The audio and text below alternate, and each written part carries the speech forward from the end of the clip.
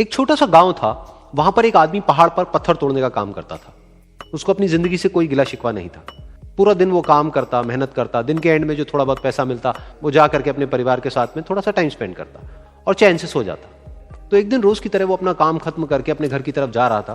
तो रास्ते में चलते चलते उसके मन में ख्याल आया कि ये भी कोई जिंदगी है कि सुबह से शाम तक मैं पत्थर तोड़ने का काम करता हूं और एंड में मेरे को थोड़े से पैसे मिलते हैं, जिसमें मुश्किल से मेरा और मेरे परिवार का गुजारा हो पाता है।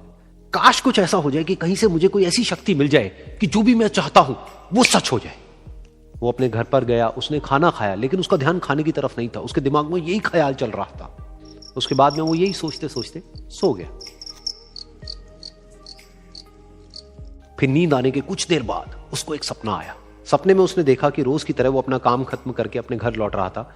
रास्ते में उसने एक बहुत ही बड़ा घर देखा और उसके मन में आया कि काश ये घर मेरा होता और मैं इसका मालिक होता। और उसके सोचते ही वो उस घर का मालिक बन गया। उसको यकीन ही नहीं हो रहा था कि जो उसने सोचा वो बन चुका है। लेकिन उसकी खुशी ज्यादा देर नहीं टिक पाई, क्योंकि उसको एकदम से एक शोर सुनाई दिया। उसने अपने घर के बाहर देखा कि एक बहुत बड़ी रैली निकल रही है, जिसमें बीचों बीच एक पॉलिटिशियन है जो ऐसे ऐसे हाथ हिला रहा है। और वहां पर जितने भी लोग खड़े थे सब उसके नाम के नारे लगा रहे थे, उसके आगे हाथ जोड़ करके खड़े थे, सब उसको देखने के लिए तड़प रहे थे। तब उसको यह एहसास हुआ कि मैं कितना छोटा हूं उसके आगे। और फिर उसके अंदर से एक ख्याल उठा कि काश मैं ये पॉलिटिशियन होता और मेरे पास भी इतनी ही पावर होती जितनी कि इसके पास में है। बस उसका इतना सा सोचने की देर थी, वो पॉलिटिशियन बन गया। उसकी खुशी का ठिकाना नहीं था, क्योंकि उसके आसपास में हजारों लोगों की भीड़ थी और सब उसको देखने के लिए तरस रहे थे, तड़प रहे थे। लेकिन उसकी ये खुशी भी ज्यादा देर नहीं टिक पाई। धूप बहुत ही तेज थी और उस पॉलिटिशियन को आदत नहीं थी इतनी गर्मी में रहने की। तो उस धूप की वजह से उसको चक्कर आ गए और वो बेहोश होकर के गिर गया। फिर उसको एहसास हुआ कि ये पॉलिटिशियन सबसे ताकतवर नहीं है, ये जो सूरज है ये सबसे ताकतवर है। और उसके मन में आया कि काश मैं ये सूरज बन जाऊं तो मेरे आगे कोई नहीं टिक पाएगा। और उसका इतना सा सोचने की देर थी और वो सूरज बन गया। और वो खुशी से पागल हो गया, क्योंकि पूरी दुनिया को वो ही रोशन कर रहा था और पूरी दुनिया में ऐसा कोई नहीं था जो कि उसकी रोशनी को रोक सके। लेकिन उसकी ये खुशी भी ज्यादा देर टिक नहीं पाई, क्योंकि कुछ ही देर बाद आसमान में कुछ काले बादल आए जिन्होंने कि उस सूरज की रोशनी को रोक दिया। फिर उसको यह एहसास हुआ कि इस दुनिया में ऐसा भी कोई है जिसमें दम है उसकी रोशनी को रोकने का। और उसके मन में एक ख्याल उठा कि काश मैं वो बादल बन जाऊं।